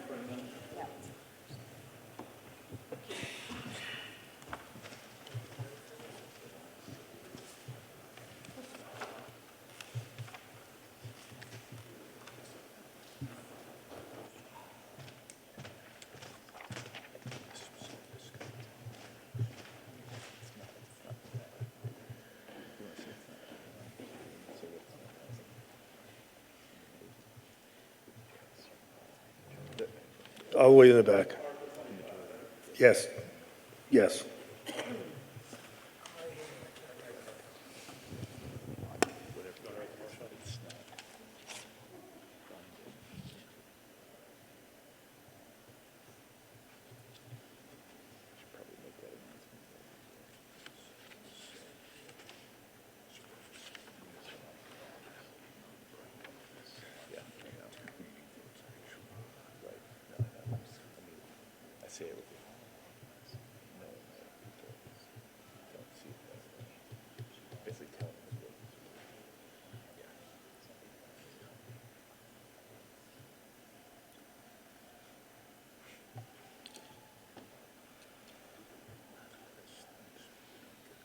Okay, Mr. Doucette, would you read that motion now for me?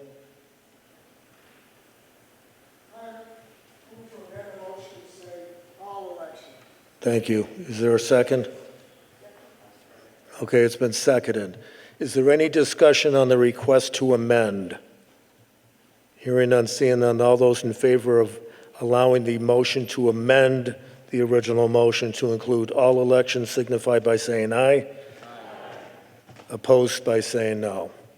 Thank you. Any further discussion on Article 25 as amended? Yes, sir. Robert Mary on Ensign Street, number 33. I'm here in support of moving the town voting location from the CRA to the senior center. There's a number of reasons why it's important we make this change. The CRA has been a good location. Some feel that it's important to be on Main Street because it makes it easy to find and highly visible on voting days. That may be true. However, it's good to note, or you should note, that for years our polling place was at Dalton High School on Glennon Ave.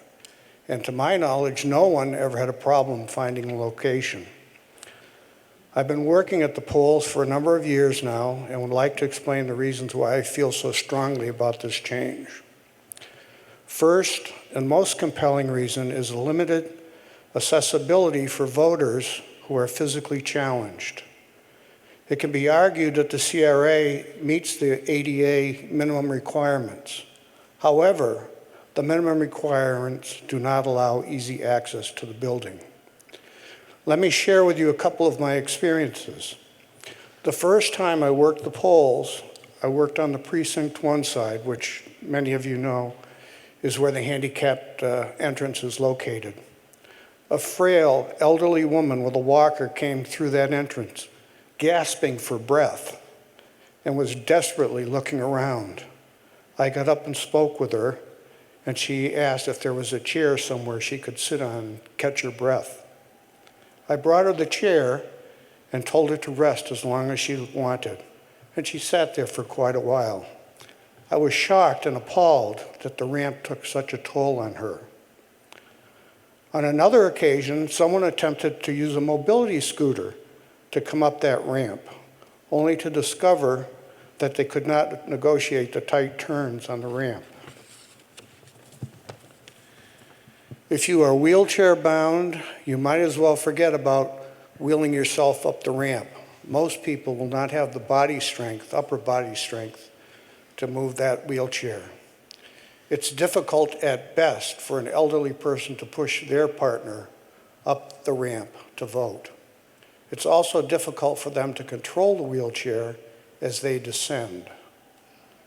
As I worked the polls, I would greet individuals with walkers or who had obvious difficulties walking who entered through the front entrance. I would point out to them that there was a handicapped entrance. I would be repeatedly told that it was difficult for them to negotiate. They felt the front entrance and steps, even though more dangerous, were shorter and easier and less taxing on their body.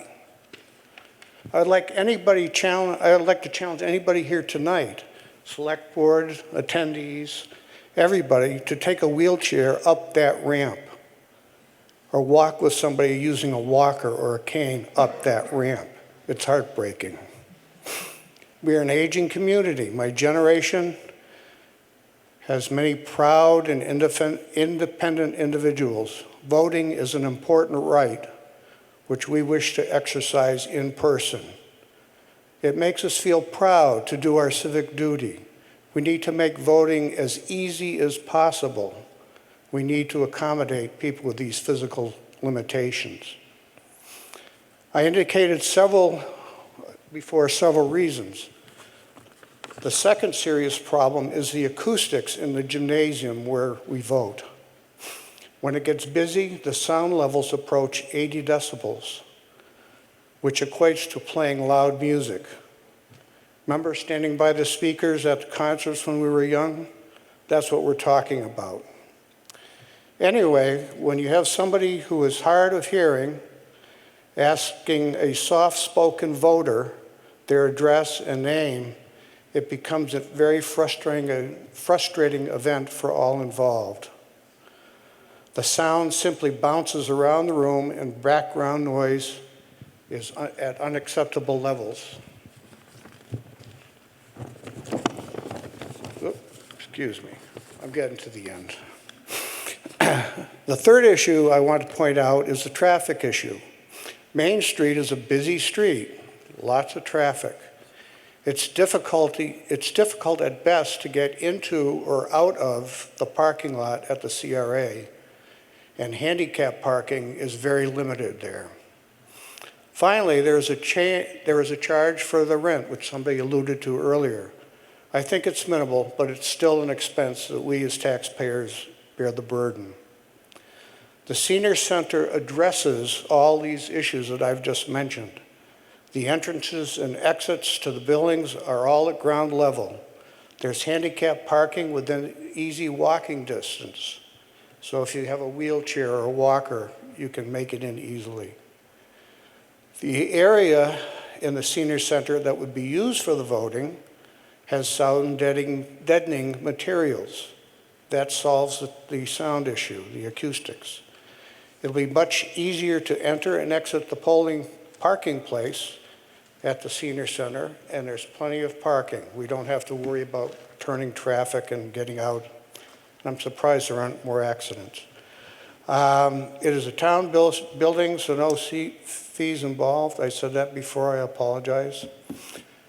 In closing, I think it only makes sense, common sense, to move our voting venue to the senior center. Thank you. Thank you. Anyone else?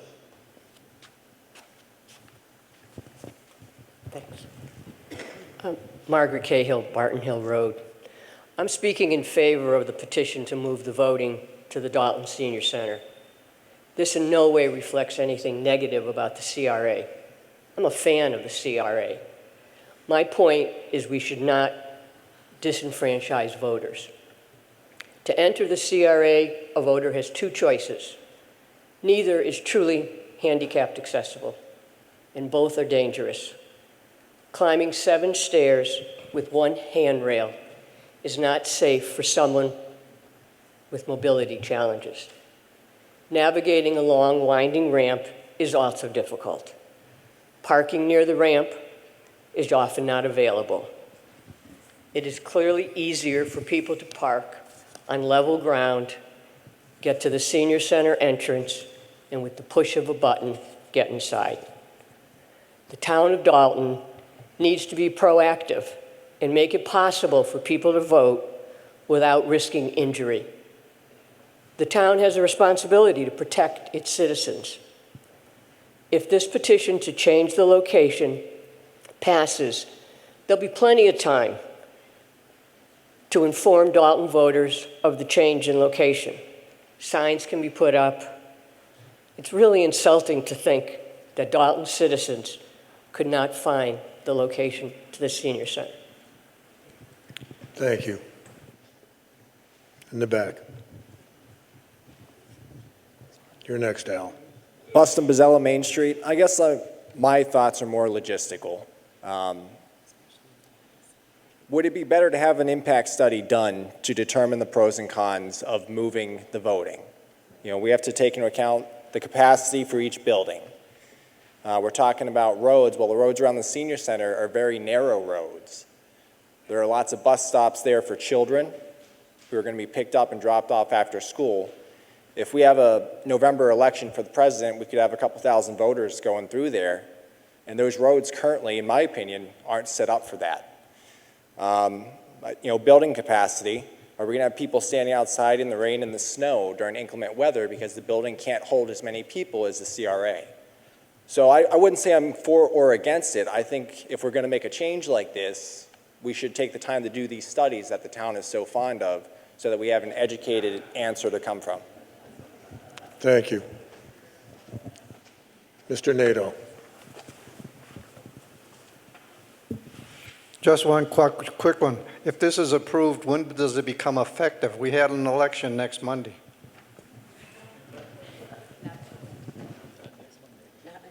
It would not be next Monday. That's a big no.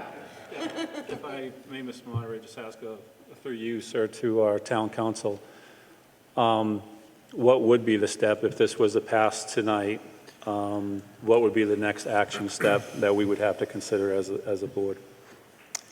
Mr. Moderator, through you, Tim Zesson from KP Law. There would be one additional step, in my opinion, after this vote tonight. The general laws only allow the select board to make a change in the polling place, so any vote tonight would be effectively non-binding. It would still require the select board to take one additional step to actually implement the vote. Thank you. Anyone else? Thank you. Deanna Strout, Hemlock Hill. I also happen to be the chief of police in the town. I do agree with Mr. Bozzella on the roads being incredibly narrow, a lot of bus stops, a lot of pedestrian traffic without sidewalks. We've already heard that. While I do sympathize with the population having a little bit of difficulty, there are other options for most elections. They are mail-ins. There's a ballot box right outside that people can drop ballots off. My most important concern is visibility for elections. I've seen what happens when we don't have good voter turnout and we are run by a very small portion of the community.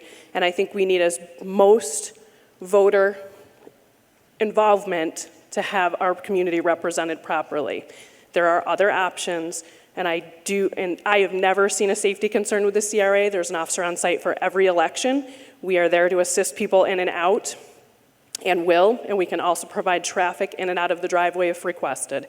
So I have no safety concerns with the CRA, and I think visibility is incredibly important for our elections to stay representative of our community. Thank you. Anyone else?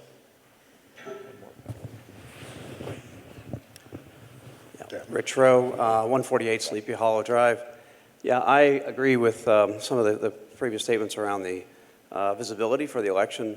I think it's just a really, really important thing that we maximize the number of people that get involved in our democracy and democratic practices. I actually happened to give blood at the CRA this past week, and I asked the person at BHS who runs the BHS Bloodmobile, why do they park it right in front of the CRA? And they said for visibility, so that people give blood, so that otherwise, as many times as they publicize that there's a Bloodmobile, most of the people actually just show up because of visibility right in front of the CRA. So I think that's a very, very important part of this process. I did speak to the director of the CRA about this exact topic, and in her 14 years, there's been one incident relative to that ramp, and that one incident was due to poor maintenance on that specific day, and those practices have been changed to mitigate those problems. Thank you. Oh, we had one more over there. Yep. Hi, I'm Megan Andrews, 932 Main Street. I also wanted to mention we do run a physical therapy place out of the CRA, so a lot of people are coming in and out with strokes and different medical issues, and I haven't heard of any problems with that either. Thank you. Mr. Diver. In the spirit of this discussion, important thing that comes up every few years, at a select board meeting, we reviewed this particular warrant article, but we didn't have the presentation of the reasons why. But I'd like to offer an amendment to this discussion, if I may, Mr. Moderator. And sure. that is to consider alternative locations through a review by Dalton Town Clerk and our public safety officers. That would include police and fire. Within 120 days, and the town clerk to deliver that review to the select board for consideration. So that could be other locations too, just not the senior center, but keeping in mind accessibility and things of that nature.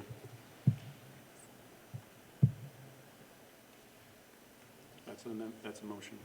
That's a motion to amend? Motion to amend. Okay. I'll second it.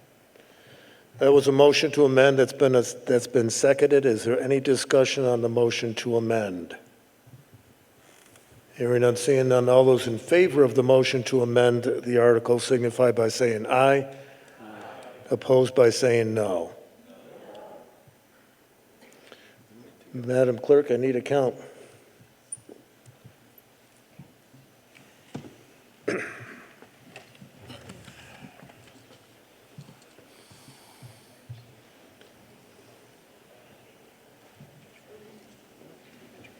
Okay, you ready?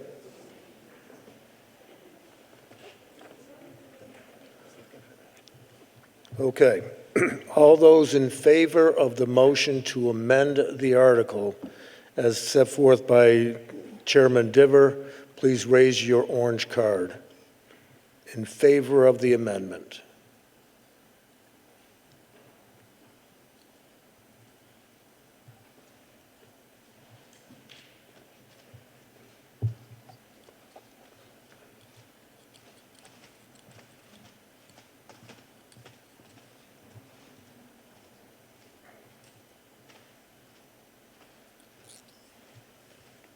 Thank you.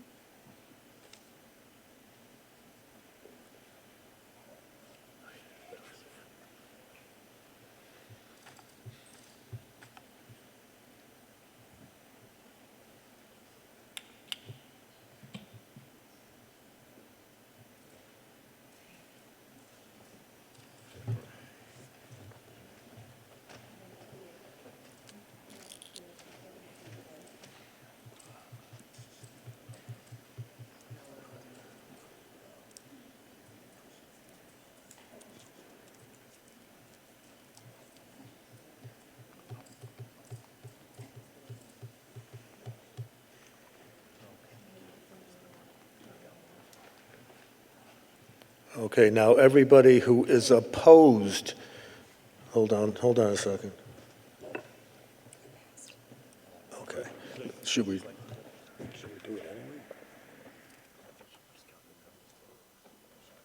Okay, so now everybody opposed to the motion, please raise your card. Yeah.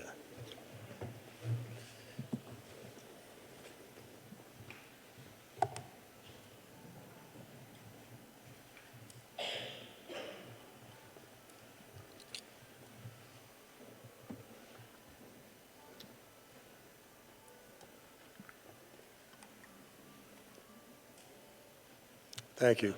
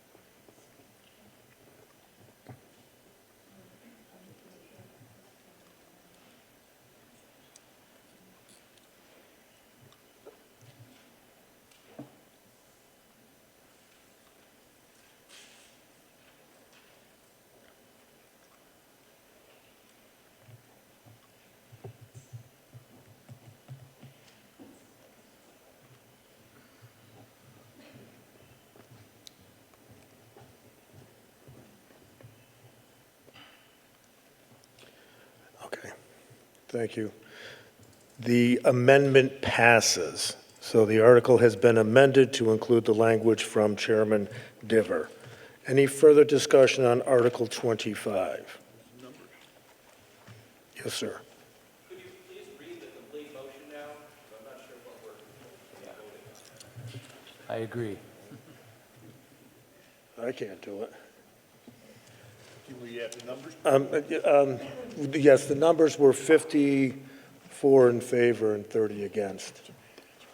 Yeah, let me go ahead and give this a shot, because I think there was another amendment earlier, Heather? 54 and 30. Yeah. Heather, there was another amendment earlier, so I want to combine the two. Yeah, the other amendment, Yep. yes. So it should be all the amendments on Article 25.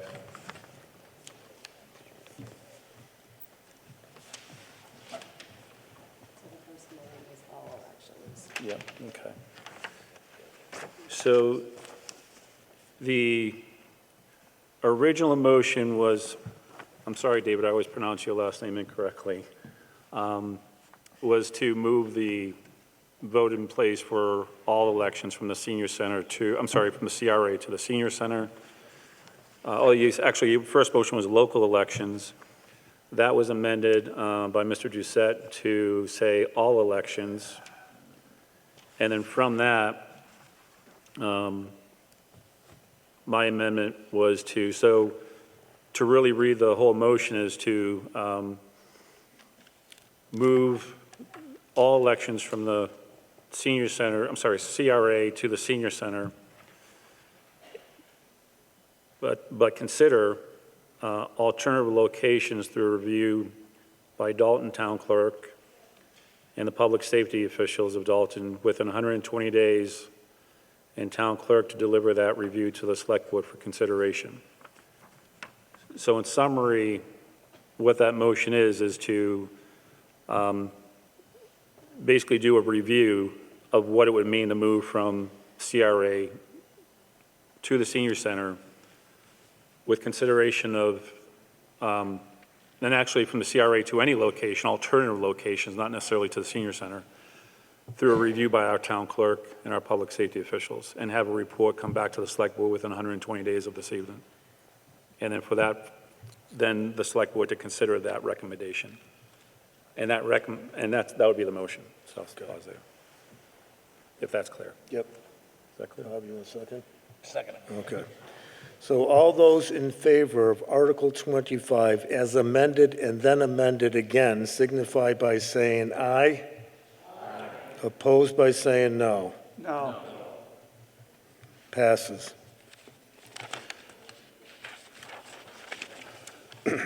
Article 26, to see if the town will recess until Monday, May 8, 2023 at 11 o'clock a.m. to 7 p.m. to meet in the Dalton Community House to choose and elect the following town officers and the determination of such other matters as are by law required to be determined by ballot. 2 members of the Select Board for 3 years, 1 moderator for 1 year, 2 members of the Dalton Housing Authority for 5 years, 1 cemetery trustee for 3 years, 2 members of the Planning Board for 3 years, 3 library trustees for 3 years, and 2 members of the Finance Committee for 3 years. Mr. Droshine.